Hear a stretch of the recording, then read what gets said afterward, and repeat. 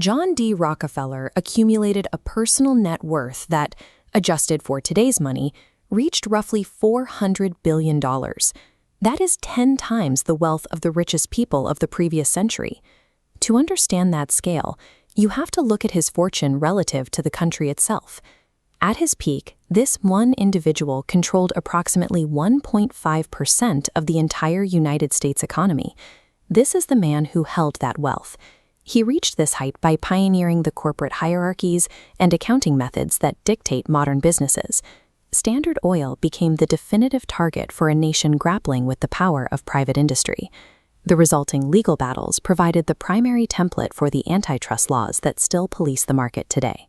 In 1859, the first commercial oil well was drilled in Pennsylvania, kicking off an explosive boom.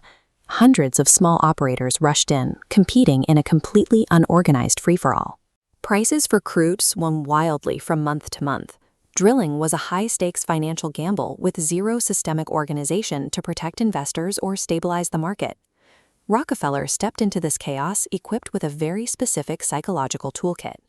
From his father, a traveling salesman and occasional con artist, he learned how to extract maximum value from every negotiation.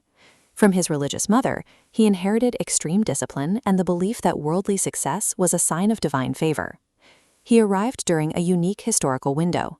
The Industrial Revolution was accelerating, but there were no legal caps or regulations on private accumulation to stop someone from winning the entire board. Rather than risking capital on the uncertainty of drilling, Rockefeller targeted the bottleneck, refining.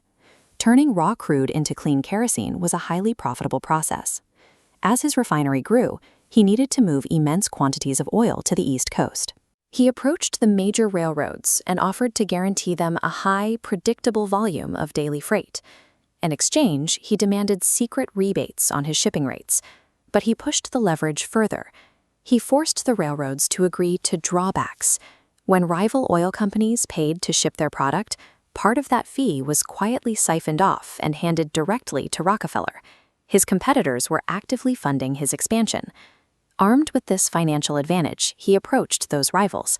He politely laid out the math, offering them a fair price to sell their operations immediately, or the guarantee that they would face bankruptcy later. Most took the deal. 9 years after incorporating Standard Oil, Rockefeller had acquired or crushed nearly every rival in his path.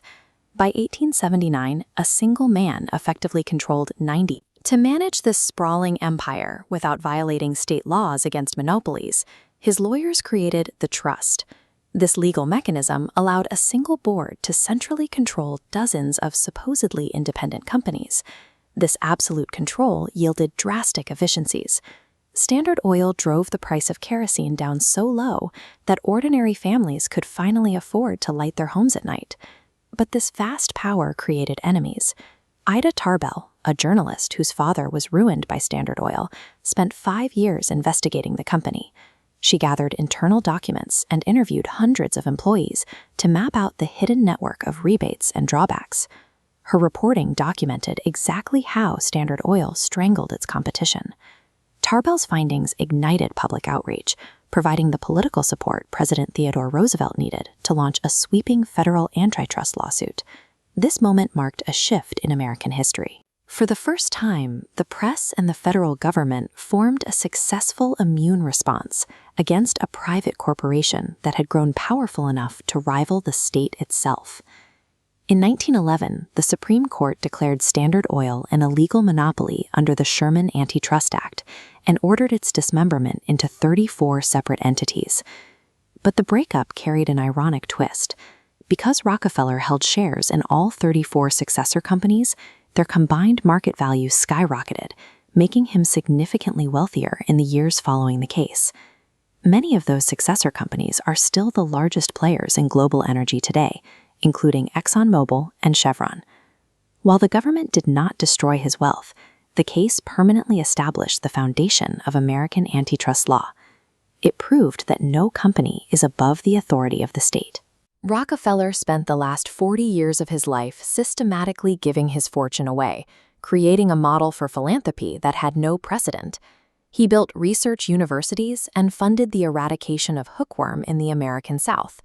His foundations financed the research that eventually led to the yellow fever vaccine. Subsequent generations of his family expanded this influence into global diplomacy, donating the land for the United Nations headquarters and funding international health initiatives. This is the central paradox of his legacy. The man who destroyed the livelihoods of his competitors used the proceeds of those victories to save millions of lives worldwide. Today, we see the same patterns in the debate over technology and data monopolies. The questions about how much power a single platform should hold are identical to those asked in the 1800s. Every argument about corporate concentration and wealth inequality is an extension of the same struggle first raised by John D Rockefeller over a century ago.